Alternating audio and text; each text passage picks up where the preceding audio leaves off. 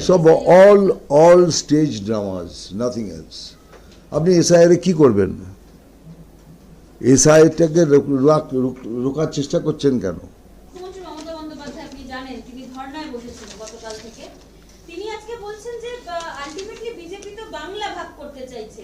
এই যে গ্যাসের দাম দুম করে বাড়িয়ে দেওয়া হলো, 21 দিন আগে থেকে বলা হচ্ছে গ্যাসের দাম, গ্যাস বুক করতে হবে। কালকে মহিলারা ঝাঁটা, খুন্তি, বটি সমস্ত কিছু নিয়ে মিছিলে বেরোবে, মুখ্যমন্ত্রী বলেছেন। মুখ্যমন্ত্রী এটা তৈরি করছে, আর কিছুই না। উনিও জানেন যে গ্যাস কোত্থেকে আসে, কি হচ্ছে। এখন যুদ্ধের পরিবেশ তৈরি হয়েছে, এভরিথিং উইল বি শর্টেজ। পেট্রোলেরও দাম বাড়বে, ডিজেলেরও দাম বাড়বে। সেটা কি ইন্ডিয়া বাড়াচ্ছে? আচ্ছা সত্যি করে বলুন তো, অন্য সব দেশে তো ডিজেল পেট্রোলের দাম কম, তো আমাদের পশ্চিমবঙ্গে বেশি কেন? পশ্চিমবঙ্গে কেন ট্যাক্স কম করছে না? কেন করছে না? আমরা বাংলা ভাগের চক্রান্ত আমরা কেন করতে যাব? আপনি করছেন।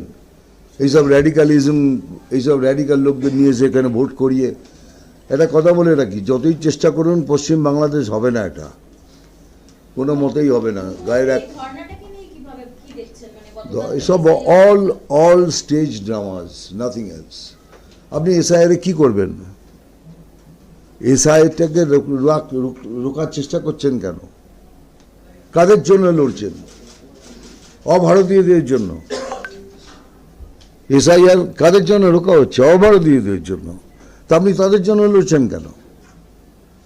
দেখুন, এইসব লোকদের অ্যাকচুয়াল যাদের নাম আছে তাদের নাম উড়িয়ে দিয়ে এইসব লোকেদের নাম ঢোকানো হচ্ছে। সেই জন্যই তো এসআইআর বারবার করে বলা হচ্ছে আর একবার যাঁচ করুন, আর একবার যাঁচ করুন। এই জন্যই তো হচ্ছে। Why is the delay for?